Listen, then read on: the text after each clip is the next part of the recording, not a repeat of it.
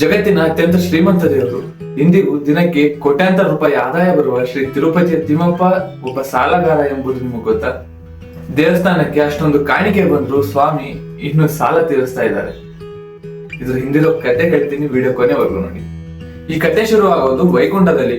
ಒಂದು ದಿನ ಭೃಗ ಮಹರ್ಷಿಯವರು ವಿಷ್ಣುವಿನ ಎದೆಗೆ ಒದ್ದಿದ್ದಾರೆ. ಅದನ್ನು ಕಂಡು ಲಕ್ಷ್ಮೀ ದೇವಿ ಕೋಪಗೊಂಡು ಭೂಲೋಕಕ್ಕೆ ಬರ್ತಾರೆ. ಬಂದು ಕೊಲ್ಹಾಪುರದಲ್ಲಿ ನೆಲೆಸ್ತಾರೆ. ಅದೇ ಈಗಿನ ಕೊಲ್ಹಾಪುರ ಮಹಾಲಕ್ಷ್ಮಿ ದೇವಸ್ಥಾನ. ಲಕ್ಷ್ಮೀ ದೇವಿಯನ್ನು ಹುಡುಕುತ್ತಾ ಮಹಾವಿಷ್ಣು ಭೂಮಿಗೆ ಬರ್ತಾರೆ. ಬಂದು ಶ್ರೀನಿವಾಸನಾಗಿ ತಿರುಮಲದಲ್ಲಿ ನೆಲೆಸ್ತಾರೆ. ಅಲ್ಲಿ ಆಕಾಶರಾಜನ ಮಗಳು ಪದ್ಮಾವತಿ ದೇವಿಯನ್ನು ಭೇಟಿಯಾಗ್ತಾರೆ.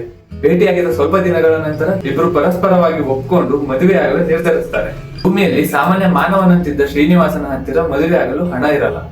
ಅದಕ್ಕೆ ಮದುವೆಯ ಭವ್ಯ ಖರ್ಚಿಗಾಗಿ ಸಂಪತ್ತಿನ ಅಧಿಪತಿಯಾದ ಕುಬೇರನ ಹತ್ತಿರ 14 ಲಕ್ಷ ರಾಮ ಮುದ್ರೆಯ ಚಿನ್ನದ ನಾಣ್ಯಗಳನ್ನು ಸಾಲವಾಗಿ ಪಡ್ಕೋತಾರೆ.